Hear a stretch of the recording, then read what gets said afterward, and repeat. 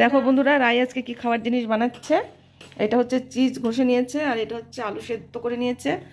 আর পরে কি কি কি যে বানাবে ওই জানে, আমরা এখনো পর্যন্ত জানি না, এটা এখনো রহস্য।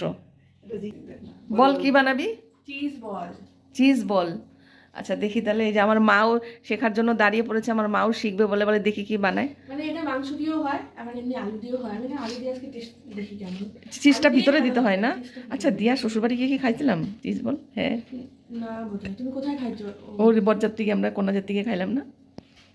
দিয়া হ্যাঁ বোধহয়। হ্যাঁ মনে করতেছি, খুব টেস্টি হয়েছিল। আমি মনে করতেছি তানভীর বৌভাতে। হ্যাঁ শালিনীর বৌভাতেই খাইছিলাম। ওইটা মাংস দিয়ে করছিল ওই বলটা। না, আলু দিয়ে এরকম। বুঝতেই পারবেন ওটাকে মাংসটা আলু দিয়ে মাইখে ম্যারিনেট করে পেস্ট করে দিচ্ছে না। এখন কি করলি রাই? এটা আলুটা মাখা করলি?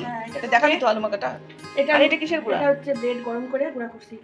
এটা হচ্ছে ব্রেড গরম করে গুঁড়া করলো মচমচা হওয়ার জন্য। আর এটা আলুটাকে দেখো মাখা করলো ক্রিসপি। আর এটা কি? এটা চিজ টুকরা টুকরা করে রাখছি, আর এখানে চিজ একটু গ্রেট করা। এখন আমি আলুটার মধ্যে এখন দিছি হচ্ছে ধনিয়ার গুঁড়া, জিরার গুঁড়া, অরিগানো ফ্লেক্স, আর চিলি ফ্লেক্স, তারপরে হচ্ছে গোলমরিচের গুঁড়ো, বিট লবণ, এটা দাও হচ্ছে। এখন এই যে এই গ্রেট করা ব্রেডটা দাঁড়াও, আগে দিও না, বলবে তারপর তো দিয়ে দিব। দাও দাও, পরে আবার ভরায় ভরায় মাখবি না? না দাঁড়াও না, এত ছোট বাটিতে নিছিস কেন?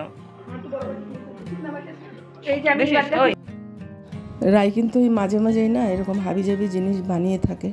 সন্ধ্যাবেলাও এইসব খাবারও আসলে ভালো বানাতে পারে, সত্যি কথা বলতে, আর টেস্টিও বানায়। তো আজকে নিজে থেকেই বললো যে, আমি বললাম ও দেখি নিজে নিজেই জোগাড় করছে, তাই আমি বললাম কি বানাচ্ছে যে, তারপরে পরে গিয়ে দেখি এইসব ব্যাপার বানাচ্ছে। আর এই জিনিসটা আমি খুবই ভালোবাসি। আমি একটা বিয়ে বাড়ি দিকে খেয়েছিলাম চিজ বল, আমার অনেকগুলো খেয়েছিলাম, আমার খুব ভালো লেগেছিল। তো খুব ভালো করেই ও মানে সব রেডি টেডি করলো দেখলাম। মা আর ও দুজনে মিলেই প্রোগ্রামটা করেছে। আর সন্ধ্যাবেলা একটু এরকম টিফিন হলে তো ভালোই লাগে, মুখরোচক, তাই না? তো বন্ধুরা সাথে থাকো, দেখো ও কীভাবে বানায়, বাচ্চা মেয়ে যেভাবে পেরেছে বানাচ্ছে। ঠিক আছে বন্ধুরা, এখন এই যে চিজটা গ্রেট করে রাখছি এটা এখানে দিয়ে দিব।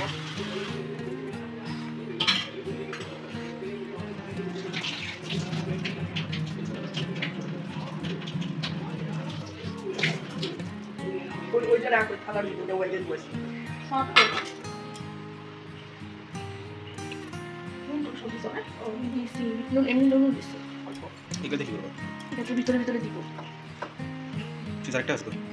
কই টোটাল কত চিজ? তিনটাই দিলাম। এই যে টুকরা করছি দুইটা। দেখো আমি দুইটা আনছি, ঠিক ভাবছিলাম একটা আনবো। তাড়াতাড়ি কর, ভালো হয়ে যাবে। আরে দাঁড়াও, কিছু কেমন কাউন্টার করবে না মাছ ওই দিনে হয়েছিল। শো আওয়াজ হয়। তেল কানে তেল দিই না, ময়লা নেই আমার, কান দিয়ে খুঁজাই ব্যথা করে ফেলাচ্ছি। এই যে এগুলা আমার ব্যথা। ময়লা না কান এমনি তেল দিব। ওরা মনে হয় শো একটা কি শব্দ জোরে আসে ওর মাথায়, মাথায় আলগা করে দিই। দেখো এটা কিভাবে বানালাম, দিদা এখন দেখাবে। দিদা দেখাও। এটার মধ্যে চিজটা ভরে দিলাম। এবার এটা গোল গোল করে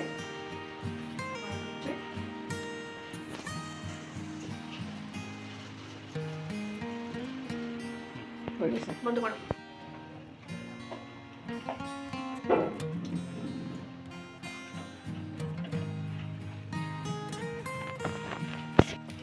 দেখো বন্ধুরা, এটাও একটা মানে ওই বল টাইপেরই।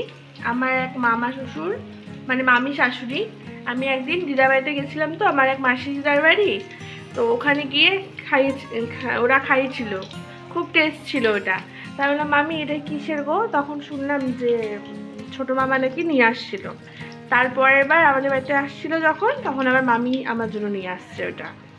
এটার নাম হচ্ছে কি জানি বলে, দাঁড়াও ভুলে গেলাম নামটা আমি।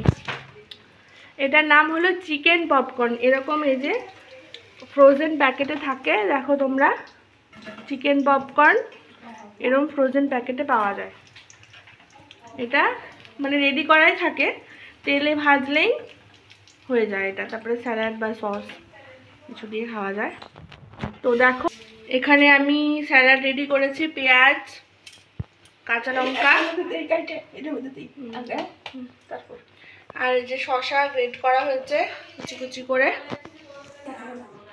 দেখো রেডি চিজ বল এটা, আর এটা হচ্ছে চিকেন পপকর্ন, আর এখানে স্যালাড রেডি করা হয়েছে। এখন একটু সস দেওয়া হবে। উদ্ধার করে দে।